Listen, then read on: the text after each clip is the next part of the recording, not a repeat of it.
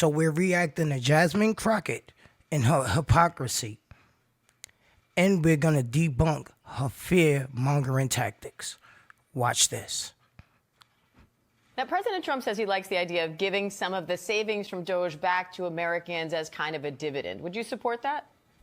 Listen, he's just telling a lie. He's not the one that had anything to do with the $1,200 refunds that people had during the midst of COVID that was done by Democratic House and Democratic Senate. Right now, what they're going to do is say, hey, we want to give you a refund, but Congress won't let us because they already know that there's just no money for that. The only reason that those refunds came before was because we were living in different times. This was a time in which hopefully we won't ever go through again.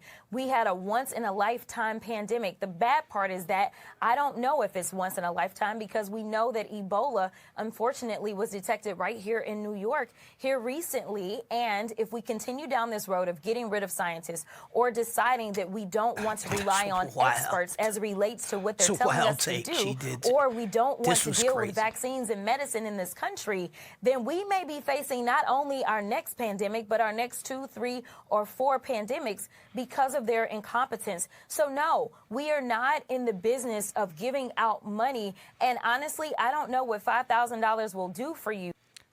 I'll tell you this. After watching that clip, it just lets me know the ideology of these people. These people are nuts. Now, I want you to watch this clip. And remember what she said about the Ebola virus, that it was detected.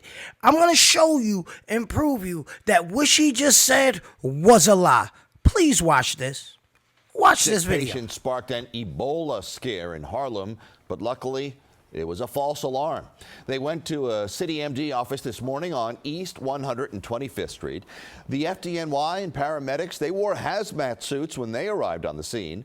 They took the pair to Bellevue Hospital for evaluation. Turns out the patients were not exposed to the deadly virus and did not have Ebola.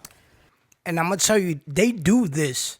You see the fear tactic that she did? Watch what people say. She said it was detected. They tell you that it was a false alert. It was no detection. So look what they do. They put this out in the atmosphere. Guess what they do? People run with it. That's why I'm here. It's the interpretation gives money. You already know what it is. I'm out.